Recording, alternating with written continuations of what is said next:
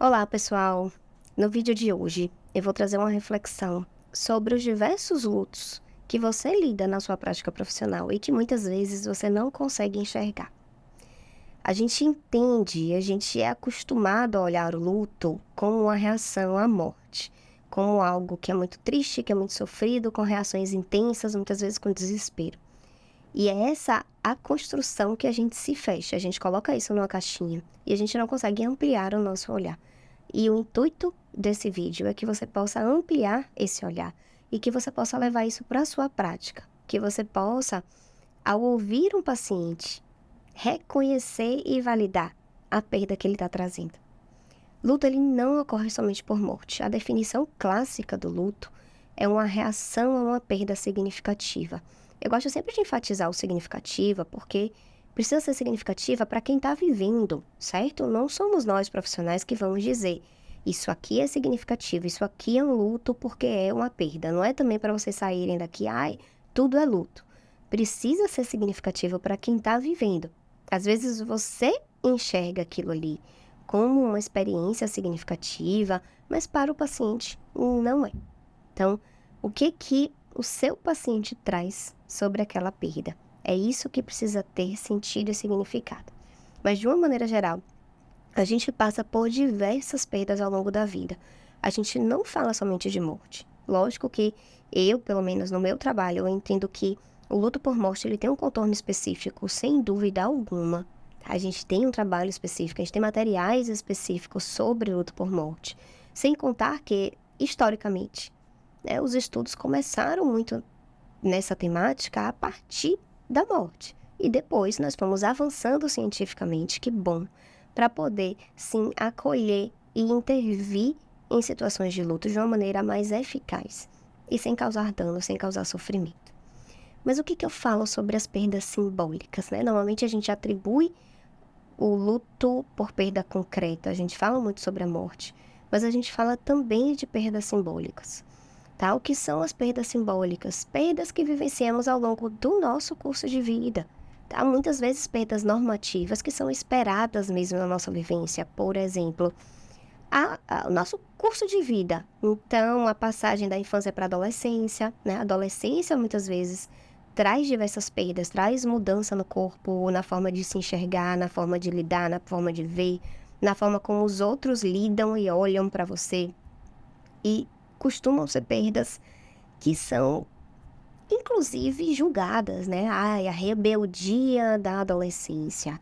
A gente custa a criar um espaço ali de acolhimento e validação e entender que, por exemplo, para o adolescente, muitas vezes é difícil processar essa mudança, né? Ele vivia uma vida, era tratado de uma maneira e tudo começa a mudar, o corpo começa a mudar, a fala começa a mudar, os seus interesses e desejos começam a mudar e muitas vezes ele precisa realmente de um processo, de um espaço acolhedor que o ajude a processar tudo isso e se adaptar a essa nova vida. A gente fala de casamento, a gente fala de chegada de filho, de saída de filho, né? Inclusive nos estudos sobre família, nos estudos sobre desenvolvimento, a gente tem inclusive esse conceito, né, do ninho vazio, que é quando os filhos saem de casa.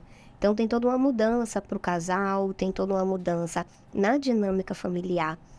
Todas essas perdas são perdas simbólicas que implicam em uma transição, em uma adaptação. Então eu quero que vocês abram um pouco, né, esse conceito sobre luto, que vocês possam olhar para essa experiência, desconstruindo um pouco os mitos e a maneira rígida de olhar e de entender e de interpretar, tá? Significa que essas pessoas, né, esses exemplos que eu trouxe do curso de vida, por exemplo, de perdas normativas, são pessoas que estarão com reações muito intensas, muito mobilizadas, com dificuldade de enfrentamento? Talvez não, mas talvez sejam pessoas que cheguem para você na prática clínica.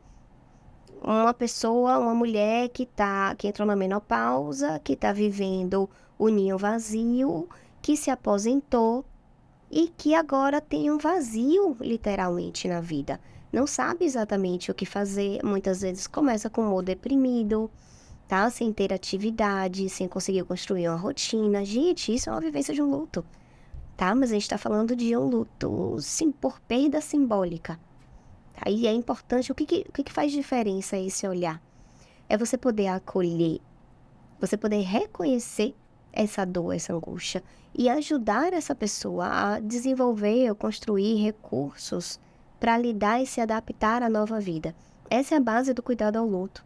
É você identificar, reconhecer essa experiência, avaliar de uma maneira muito detalhada para poder intervir e facilitar essa adaptação, né? Esse é o método que eu utilizo, esse é o método que eu ensino para os meus alunos e que eu discuto muito em supervisão também, que nos traz uma segurança e, de alguma maneira, uma base para conseguir intervir de uma maneira adequada sem causar danos.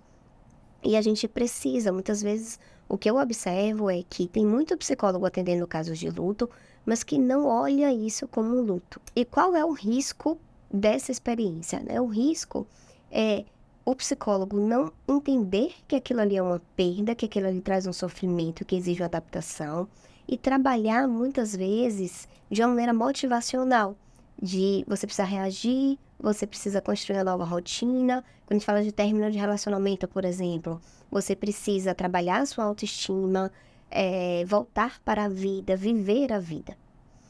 E é um problema viver a vida? Não, a gente trabalha sim com essa adaptação à nova vida. O grande problema, que é um erro muito grave, é você invalidar essa dor, é você atropelar essa dor, é você não dar espaço para essa dor ser elaborada. Então, eu não posso simplesmente correr para uma adaptação sem abrir espaço para tudo que está aqui. Então, o que você, profissional, faz? Coloca a dor do seu paciente embaixo do tapete. E muitas vezes o paciente sente isso, sente que não está sendo reconhecido, que a sua dor não está sendo legitimada. E é provável, é possível que ele não continue o acompanhamento. Então, você consegue captar vários pacientes, mas o paciente não fica, o paciente não permanece. Porque quando ele chega lá, ele não se sente compreendido, validado e reconhecido. Tá? Então, não adianta a gente ter pacientes se a gente não consegue se conectar com a dor deles para realmente ajudar de maneira efetiva e eficaz.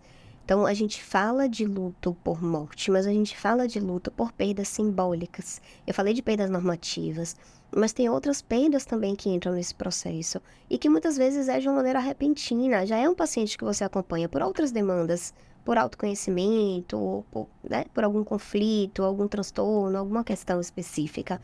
E no meio desse acompanhamento, ele recebe o diagnóstico de uma doença que envolve mudar a relação com o trabalho, vai precisar se afastar, ou vai precisar mudar, ou vai precisar sair mesmo do trabalho, que vai envolver hospitalização, que vai envolver mudança no corpo. Todas essas questões são perdas que precisam de um espaço para serem elaboradas, para serem sentidas, para ter uma construção de significado em torno disso, para a partir daí conseguir se adaptar a uma nova realidade.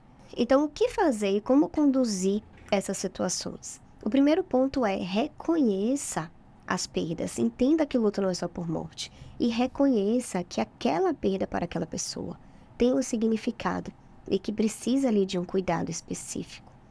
Segundo ponto, entenda que ela precisa ser significativa para o enlutado. O que ele traz para você enquanto perda? O que para ele dói? O que para ele é difícil? O que para ele traz aí barreiras e desafios nessa adaptação? Terceiro ponto, abra espaço sem julgamento para que ele fale. Não tente trazer frases motivacionais, não tente fazer ele... não é ressignificar, tá? Ressignificar é uma palavra que a gente trabalha bastante, né? Mas, assim, de tentar mostrar o outro lado, que isso também é uma prática muito comum. Olha, mas veja pelo lado positivo. Então, a gente coloca uma sombra aqui na perda para tentar enaltecer alguma coisa positiva. Olha, mas poderia ser mais grave, mas poderia ser pior. Tem pessoas que estão vivenciando situações mais difíceis, tá? Não faça isso, isso não ajuda. Esteja ali conectado efetivamente com a dor do seu paciente. Entenda o que significa para ele esse processo. Desenvolva o raciocínio clínico. Essa é a parte mais importante do cuidado. Você reconhecer, identificar e na avaliação clínica você desenvolver esse raciocínio clínico. O que é a perda, qual é o significado da perda, como ele lida, o que pode ajudar, o que dificulta. E a partir daí, você traça esse seu cuidado, né? Você desenvolve, você constrói esse mapa clínico ali do luto, de entender como é para o paciente essa experiência. A partir daí, você vai construir objetivos terapêuticos alinhados à demanda desse paciente, para que o seu cuidado seja realmente eficaz e sem causar danos.